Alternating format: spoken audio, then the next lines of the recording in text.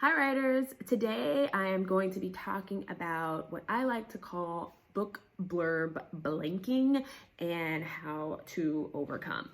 I am Gina Cole Rivers, author of 2 psychological horror novels, Blackwater Tales: The Unwanted and Blackwater Tales: The Secret Keepers. You can click on the link in my bio if you are on Instagram and go on over to Amazon.com and pick those books up. If you have read those books and you have not left a review, shame on you. It is all about the reviews. So go on over there and leave a review. Also, I am the creator of the digital course, Simply Writing: An Aspiring Author's Guide to Building a Solid Writing Process and Finally Writing Their Novel. So if you are an aspiring author, but you just really need some help to kind of get started and get on the right track, head on over to www.simplystyluswriting.com. As this course will be closing on January 31st, 2020. So if you are needing that, go ahead and get that now. So let's jump right in. So congrats, you have finally completed your novel and you are moving fast and furious into marketing territory. Your first assignment is to write a gripping book description, a book blurb. But even though you've just completed an entire book or story on your subject, you are drawing a complete blank when it comes to these couple of paragraphs. Bummer, right? You're not alone. Many writers find this task very tricky and very difficult. We're writers, right? We love words. When we wrote our story, we had 0 limitations. So now trying to squeeze all of that, delicious plot and decadent characters, emotions, themes, etc., down into a couple of sentences just seems nearly impossible for us. So while this is one of the toughest things to do for your book, it is also one of the most imperative to get right. When a reader has a choice between multiple novels that they're scrolling through on Amazon or looking at Barnes and Nobles, a fantastic book description is what is going to set yours apart. So spare no creative expense. I actually have a freebie on the same subject, but I've kind of expanded it here. So in the freebie that I offer, it is actually a handout, and it's my little notes here are color coded. So I should have made you guys like a downloadable, but I didn't. Sorry. So I'm going to do my best to kind of express what I'm trying to say here. But in my freebie, I use my book blurb for one of my books as an example. But here I have used book blurbs from some novels that are popular right now, because actually I was looking for my next book after I finished Kill Creek. I was like, okay, now I need a new book. Let me go to Amazon, scrolling through, and I was reading different book blurbs, and I found these 2 that I thought were really good. And I was like, oh, I'm having a hard time choosing. And once I finish, I will tell you which one I actually chose. But I really liked both of these book blurbs, and they go right along with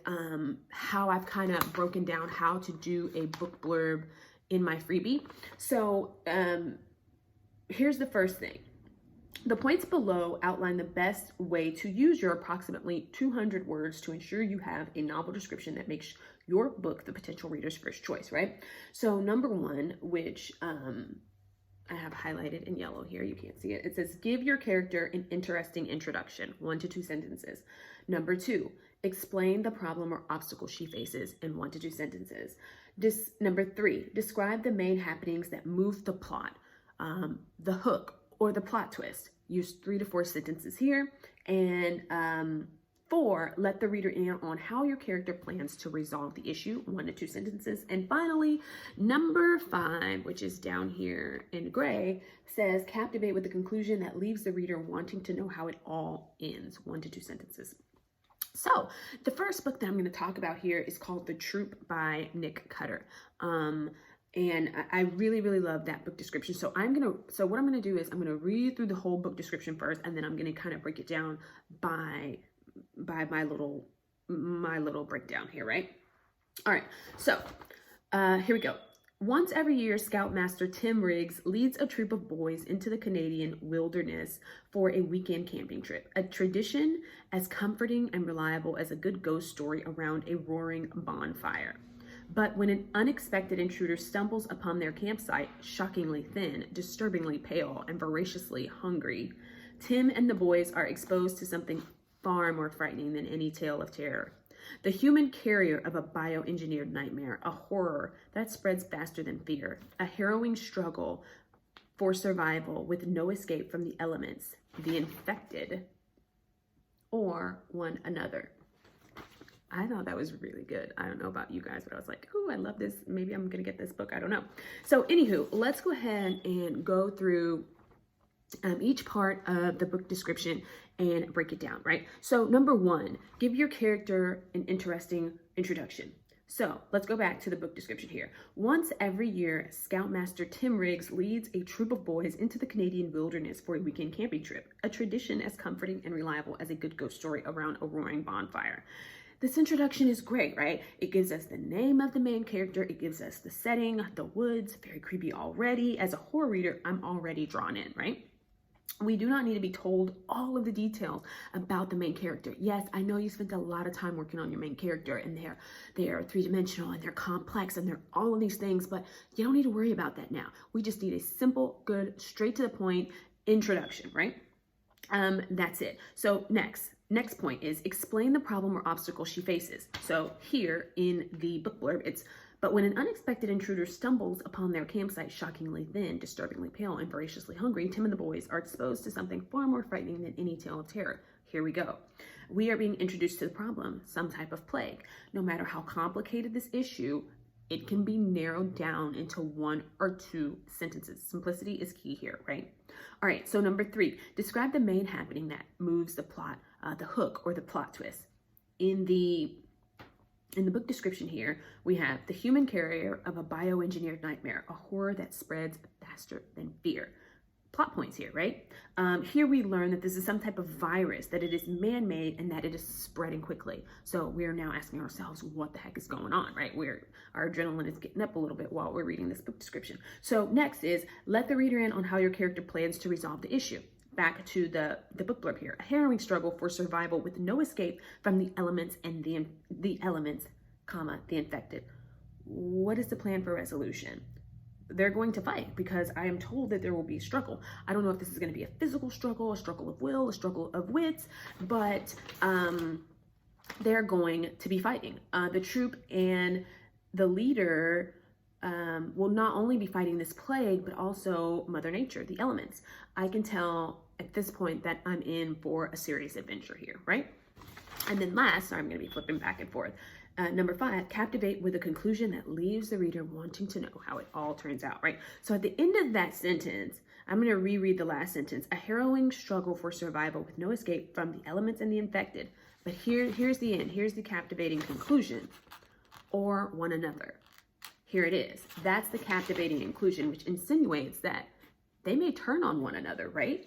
This is a deeper problem than what we originally thought was just a fight between the troop and this plague and Mother Nature. Now we are potentially forced to contemplate friendship, integrity, what a troop is supposed to be all about. In the end, do they hurt one another or do they help one another to survive? You have to buy the book to find out, right? Okay, so I thought this was a really, really good book description. By the way, I have not read this book and I haven't read the next book either, but it doesn't matter. It doesn't matter whether or not I've read them. It's talking about the book blurb and which one of these book blurbs makes me want to read the book. That's what we're talking about here, right? So 1 is good, but 2 is better. I want to go over another one because it really is the same in every single book blurb. You need these 5 elements. These are the 5 elements that you need to make your book blurb work. So let's go over a second one so that we can see these at work yet again, right? All right, so this is the book blurb that I read called The Hex by, and I'm gonna butcher this name, Thomas Oldhevelt. Hopefully I'm saying that somewhat right. All right, so once again, I'm gonna go through the whole book blurb and then we're gonna go back and break it down. So here we are. Whoever is born here is doomed to stay till death. Whoever settles never leaves. Welcome to Black Spring, the seemingly picturesque Hudson Valley town haunted by the Black Rock Witch, a 17th century woman whose eyes and mouth are sewn shut. Muzzled, she walks the streets and enters homes at will. She stands next to children's beds for nights on end. Everybody knows that her eyes may never be opened or the consequences will be too terrible to bear. The elders of Black Spring have virtually quarantined the town by using high-tech surveillance to prevent the curse from spreading. Frustrated with being kept on lockdown, the town's teenagers decide to break their strict regulations and go viral with the hauntings. But in so doing, they send the town spiraling into dark medieval practices of the distant past. Creepy, creepy, creepy. Okay, so let's go back and break this down really quickly. And again, I'm sorry, but I'm going to be page flipping, right? All right, so number one is give your character an interesting introduction. Back to the blurb. Whoever is born here is doomed to stay till death. Whoever settles here never leaves. Welcome to Black Spring, the seemingly picturesque Hudson Valley town haunted by the Black Rock Witch. That is a tongue twister. The Black Rock Witch, a 17th century woman whose eyes and mouth are sewn shut. So this is a little bit more complicated, but again, it boils down to the same thing, and it's totally doable. Here we see that the town itself acts as somewhat of a character, and must be introduced along with all of its residents, because all of its residents are a part of it. They are part of this town. If they're born here, they never leave. If they're born here, if they settle here, they never leave. They are a part of the town. Then we are following the Black Rock Witch and her legend. So that is the introduction of your main characters here. Next is explain the problem or obstacle she faces. Back to the blurb. Muzzled, she walks the streets and enters homes at will. She stands next to children's beds for nights on end. Everybody knows that her eyes may never be opened or the consequences will be too terrible to bear. The Black Rock Witch is clearly the problem. She is haunting children and the town, and they constantly live under this threat, right? That's the issue. Number three, describe the main happenings that move the plot forward, the hook or the plot twist. The elders of Black Spring have virtually quarantined the town by using high-tech surveillance to prevent the curse from spreading. What are the plot points that are moving the story forward here? The town has been quarantined. That's a huge issue. And they are using this high-tech surveillance. That's, we can tell, is going to be a big part of the story. And that's very interesting as we, as a culture, go into a more high-tech surveillance society ourselves, right? So we kind of get that. That's a very interesting plot point there. And then next is let the reader in on how the character plans to resolve the issue. Frustrated with being kept in lockdown, the town's teenagers decide to break their strict regulations and go viral with the haunting. The teenagers plan to deal with this issue by taking everything public. That's how they're going to handle it. This language adds tension by pitting the teenagers against the actual issue. And then last, captivate with the conclusion that leaves the reader wanting to know how it all ends. And back to the blurb. But in doing so, they send the town spiraling into dark medieval practices of the distant past. Here's where you captivate. Where you take things over the edge and make the reader buy the book so that they can peer off the cliff and see how it all ended up down there, right? What medieval practices are they talking about? What exactly is the past? Will the teenagers succeed? Will they be taken by the Black Rock Witch? Again, you have to buy the book to find out, right? So, I actually went ahead and ordered the Hex. I haven't gotten it yet, but I'm pretty excited to start that. That's going to be my next read. But the key to these steps is, and then after that, I'm going to go back to the Troop because I love that book blurb too, and I want to read that one. But the key to these steps is staying focused on exactly what the 5 points are asking you. If we don't keep this minimalist mindset, we start thinking about all the dynamic aspects like symbolism, themes, multiple plot details, and soon we're just retelling the entire story in its entirety, which is what we are striving to avoid, right? So create an outline for your blurb the same way you did with your novel and respond just free writing to all of the 5 plot points with brief sentences in bullet point form. Next, write your rough draft of your book blurb. Yes, you can write a rough draft for your book blurb. Absolutely. Just the same way you write one for your book. It's just as important. So spend the same amount of time on it. Then in your rough draft, that's where you're going to pull all those points together. Then you're going to go back and read and polish and niche down and niche down and niche down, and then edit, and that's it. Be sure to approach points 1 through 5 with the same creativity and the same enthusiasm as you did with your actual novel, as it's key to getting potential readers to push the buy button, right? If you enjoyed this video, push the like button, comment, and let me know what you want to see more of in the future. If you have a little more time, you can check out my free mini class, 3 ways to supercharge your writing process before you ever write the first word, with the link in my bio if you are on Instagram. So until then, guys, happy writing.